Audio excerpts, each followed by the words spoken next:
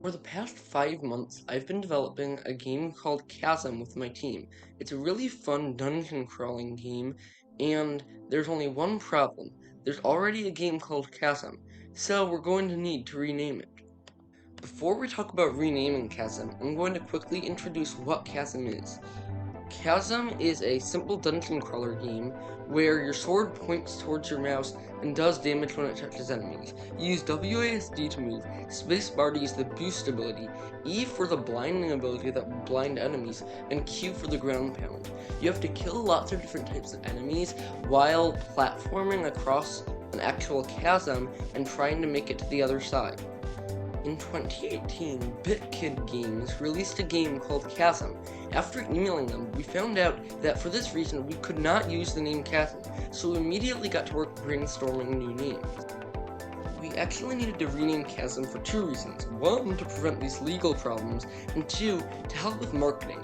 If someone Googles Chasm game, then they won't get our game, they'll get the other one. So we needed to come up with a new name. We brainstormed a ton, but most good names, like The Abyss or Into the Deep, were taken.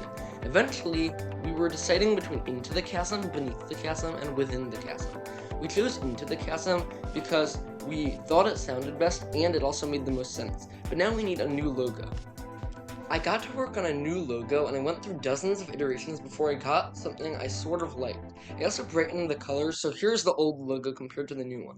The new one also perfectly follows the palette used in Chasm with a mix of some red and some yellow, but mostly browns. And I also assigned Colonel Turtle to create an alternate logo that I might end up using depending on how good it is, because he's been begging me to let him do that. Someone in the comments of the last devlog suggested that I make the dust particles grow with time, so I got to work on adding this. It took a while, as I had no clue how to do this, but I eventually used the Godot documentations to figure it out. It looks a lot better now, so shout out to Niall for the suggestion. Also, if you have any suggestions, please comment about them, because most good suggestions will actually be added to the game, and it could really use some variation. I then added an epilepsy warning before the game launches, but it was looking kind of bland, so I added an animation that makes the text slowly fade in and then fade out. I can't manage to capture footage though, so you'll have to do without. Flying Zucchini has also sent me some new credits music, so I started working on the credits. I then deleted my previous achievement system and started working on a new one, but there's not much in it yet, so I can't really show it. I also created a simple concept for the game's trailer that I really like and will hopefully convince you to buy the game when it comes out. Speaking of which, I'll be giving away a few copies of Into the Chasm when it releases to a few people in my Discord server, so make sure to join that. I then spent a while working on fixing old animations, especially the stone rolling one. The main problem with it was that the image for the stone had gotten smushed when I added it to the editor, so it didn't look like a circle, it looked like an oval. I also found a problem where it would stop a bit early, which made it look like the stone had a smiley face, which is not a good thing for the hardest enemy in the game. I'm not going to be adding any bosses because the game's hard enough as is. The next problem with this animation was that it would sometimes roll in the wrong direction, which looked really weird, and I think the problem was that it would start rolling again before the previous animation finished. So I fixed this up and made it that when it actually stops moving, the animation automatically resets itself. It looks a bit weird, but hopefully this is a rare scenario and most players won't even see it.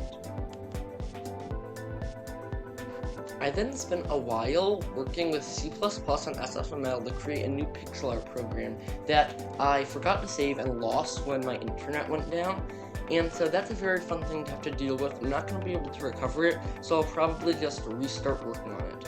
I don't think I'm ever going to end up using it, because it's probably not as good as any other program I could find, like the one I use right now, which I can just use in my browser, but it's a fun thing to work on, and working with no visual editor and just programming languages can be really fun sometimes, especially when I want a break from Into the Chasm.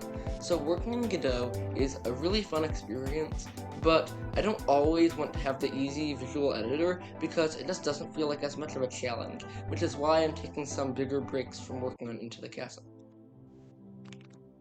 I have the new bi-weekly devlog schedule, which will make it a lot more fun to work on Into the Chasm, because I have more time to just work on things without having to worry about the devlogs, and I have more time to just work on whatever I want instead of specifically Into the Chasm. I can also now create more non-Into the Chasm videos because working on just these devlogs isn't as fun, and I doubt everybody only wants to watch that. That's it for this devlog. If you enjoyed, please subscribe and follow me on Twitter for constant updates. Also, once again, make sure to join the Discord server so you can win a free copy of Into the Chasm when it releases.